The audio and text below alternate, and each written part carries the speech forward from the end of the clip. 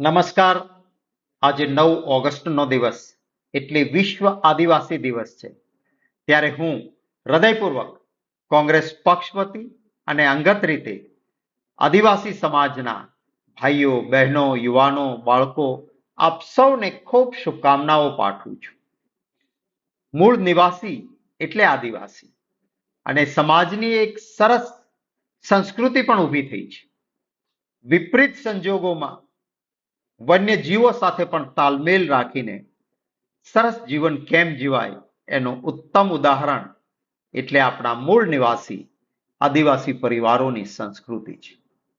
આજે વિશ્વ આદિવાસી દિવસ નિમિત્તે શુભકામનાઓ પાઠવું છું કે આપની આજે પરંપરાગત ખૂબ સરસ સંસ્કૃતિ છે એ હંમેશા જીવંત રહે. કેટલાક વાજિંત્રો આપને વારસામાં મળેલા છે. એ વાજિંત્રો પણ આગામી દિવસોમાં એ સંસ્કૃતિ જીવંત રહે.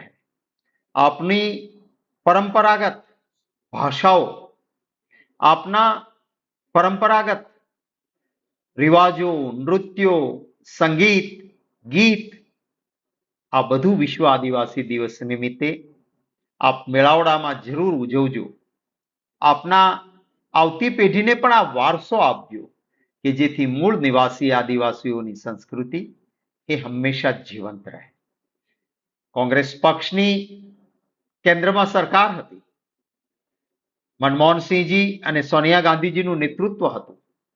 એમણે જોયું કે વિપરીત સંજોગોમાં પેઢીઓથી વર્ષોથી પરંપરાગત રીતે જીવતા અને રહેતા આદિવાસી ભાઈઓનો વન સંપત્તિ પર અધિકાર નથી.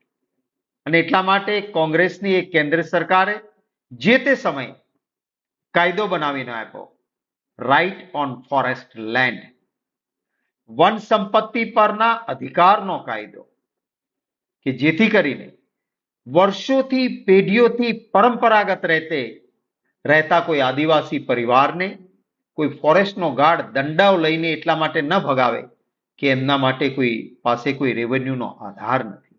આવા પરંપરાગત રહેતા પરિવારોને રેવન્યુ રાઇટ્સ મળે, એટલે કે 7/12 અને 8 એમના નામે બને, એ માટે કેન્દ્રએ કાયદો આપ્યો.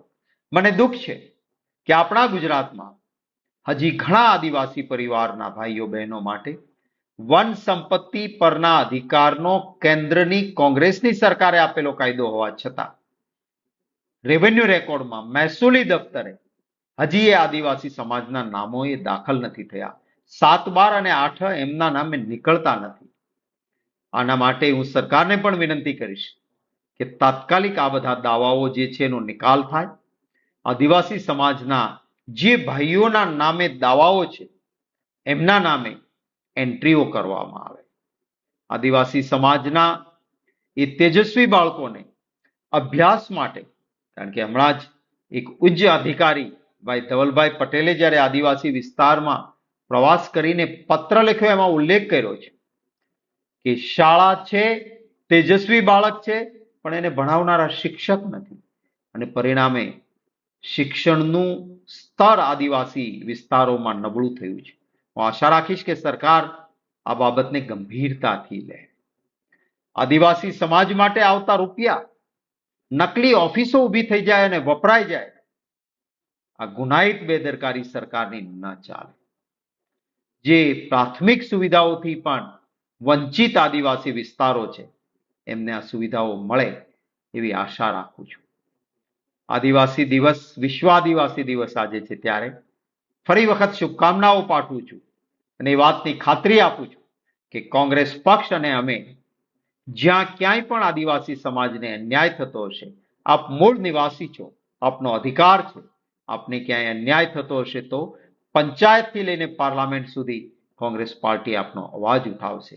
પૈસાનો કાયદો હોય કે વન સંપત્તિ પરના અધિકારનો કાયદો હોય, એનો પૂર્ણતઃ અમલ થાય એ માટે પક્ષ આપની સાથે છે અને પ્રયત્નશીલ રહેશે. ફરી વખત તમામ મૂળ નિવાસી આદિવાસી સમાજના ભાઈઓ, બહેનો, યુવાનો અને બાળકોને કોંગ્રેસ પક્ષ વતી અને મારા વતી હૃદયપૂર્વકની વિશ્વ આદિવાસી દિવસ નિમિત્તે શુભકામનાઓ. Thank you. આવજો.